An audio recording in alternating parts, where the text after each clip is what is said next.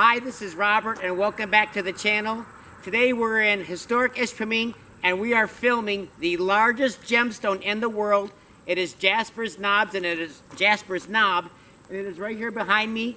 It's about a 50-foot cliff. It's about the size of 2 or 3 football fields. We're going to climb that. I'm going to show you how to get there. So let's go climb Jasper's Knob.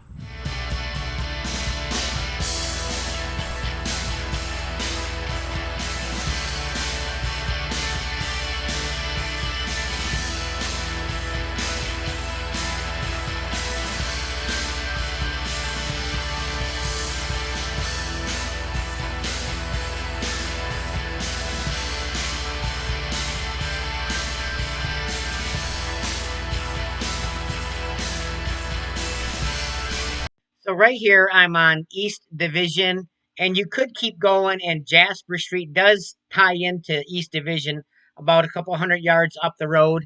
But I just took this little bypass, Zuber line. It cuts through, and here you can see we got Jasper and Zuber line. You make a left-hand turn onto Jasper Street, go figure, Jasper Street. And you know you're in the right place when you start to see these I don't know, the fence made out of jasper.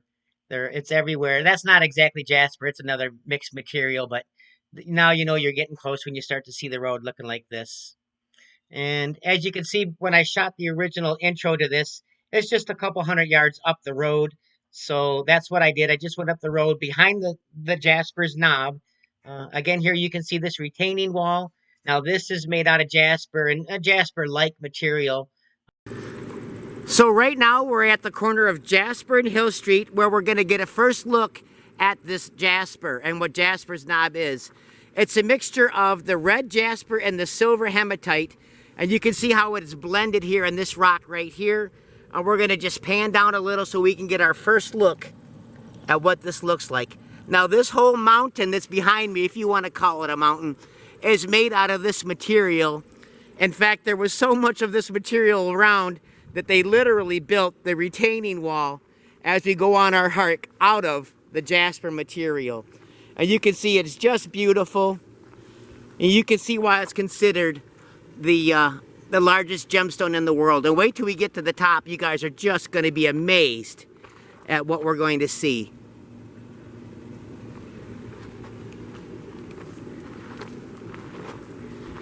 And this is the entrance to the way up the hill. There are a couple of ways to get here, but this is a nice easy way. There's a nice trail that we're going to walk right up to the top of the mountain. So we're going to do that in just a second here.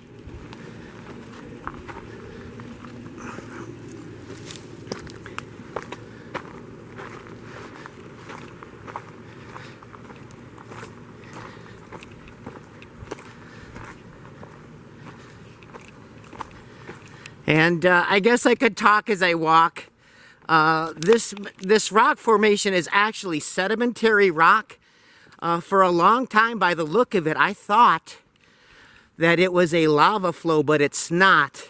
It said that this rock formation is about 1.8 billion years old, and it formed during the Precambrian period. And maybe I shouldn't talk while I'm hiking. Probably not a bad idea. Maybe we'll do a voiceover for the rest of that.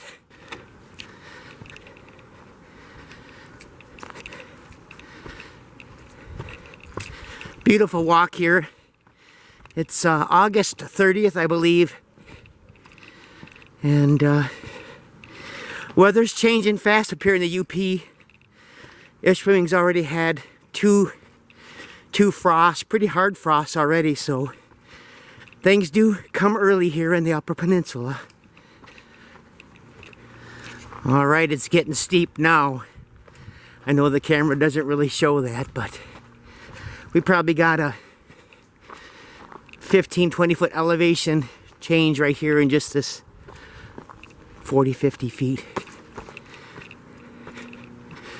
Yeah, I forgot to mention, pretty good view from the top of the hill too. We're gonna burst out here into the sunlight for our first real look.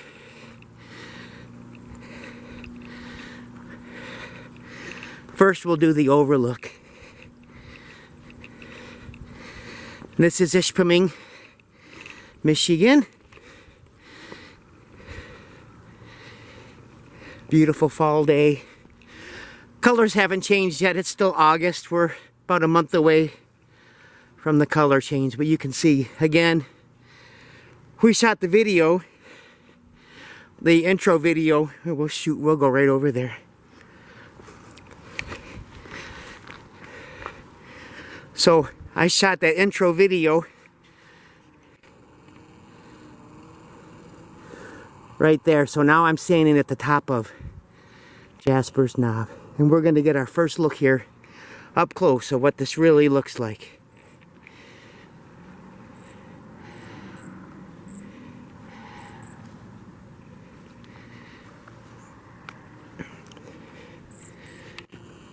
Somebody threw paint on it. What a bozo. You can see all of these bands, the red and the silver. And again, this whole, if you want to call it a mountain, hill, is made of this hematite, jasper.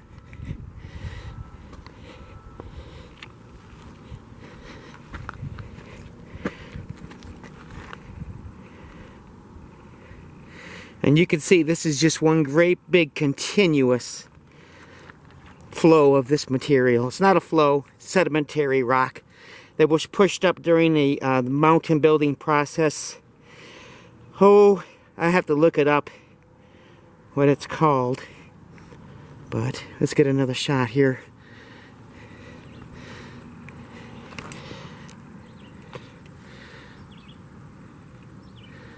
And again, it's everywhere. This whole thing is just made of it. You can pan back a little. This whole ridge.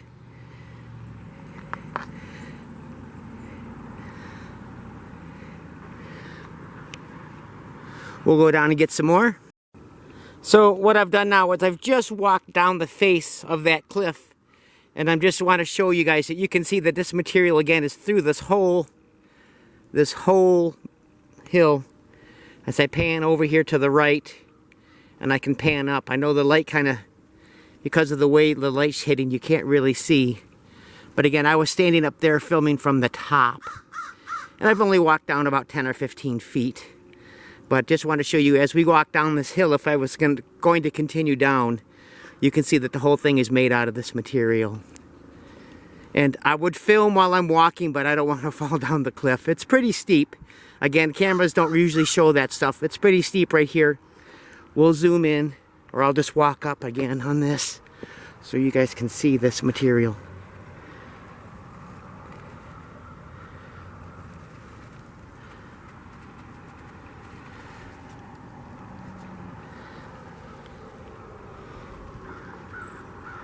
So I don't fall to my death, I'm going to move without filming. So again, I just walked down the face of that cliff a little bit so you guys can see how beautiful this material is. I'm very fortunate to have worked on some private property right down the road here about 15 years ago. And I was able to take several of these specimens, pieces of this jasper home, and they're really heavy. It's what iron is made out of. So it's basically like carrying home iron. But again, you can see if I pan back a little, this whole thing is made out of that material. Quick little pan this way. And you could see why I would think that it was a lava flow. You can see how it swirls and is pushed up and down, but it became metamorphic rock. It was sedimentary rock, and then through pressure and then through the mountain building process, it said it became metamorphic rock. You'd have to ask a geologist. I'm not claiming to be a geologist. I'm just a guy with the camera having a good time in the UP. We're going to go to the top where we get, again, some really nice shots of this material.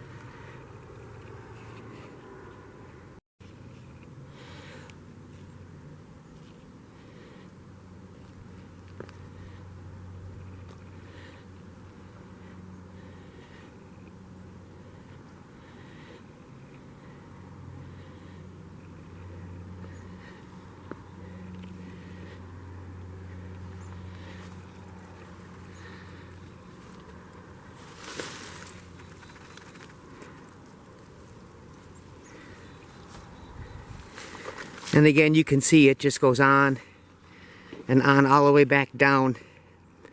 I'd say we're a good 55, 60 feet in the air. So this whole thing is just Jasper.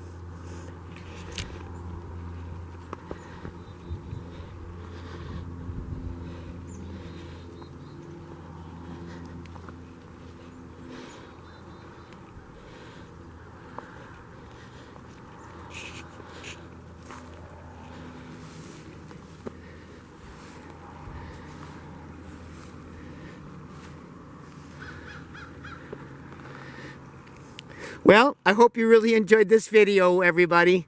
It was a lot of fun to get out here. This is one I've wanted to make. I think when you have something like this in your backyard, you really want to share it with the rest of the world. It's a semi-popular destination for rock hounds and people who are into rocks and minerals. I did a video a couple of weeks ago about the ISHPEMING Rock and Gem show, and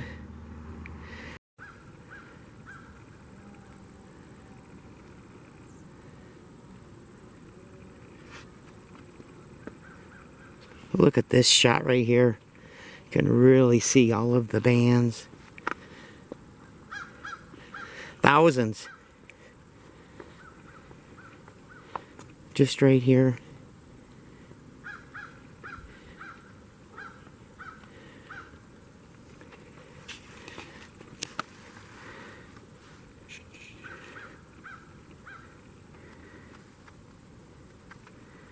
Anyways, you get the idea.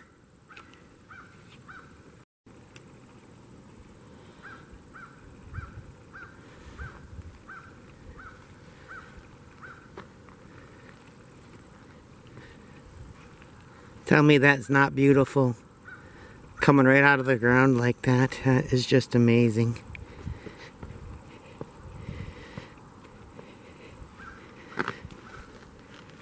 So I'm home now, so I just wanted to show you. I do have, I don't know, a few of these sitting here in my front yard, and they're pretty heavy. That one I just picked up on the end here, I pulled it up out of the ground. I don't know, it's got to be 45 or 50 pounds. It's maybe not that much. But again, you can see it's basically the same thing we had there on Jasper's knob. And I got quite the story on this big one here. This one about killed me. Getting it out of the woods. I had to drag it a couple hundred yards out of the woods. But that is a big rock. I'll put my foot on it, so you get an idea of how big it is. That's a big rock. But I got it out of there. And there's a little guy. And then here's another little... There's just a little specimen of that Jasper's. So there it is, folks. Thanks again.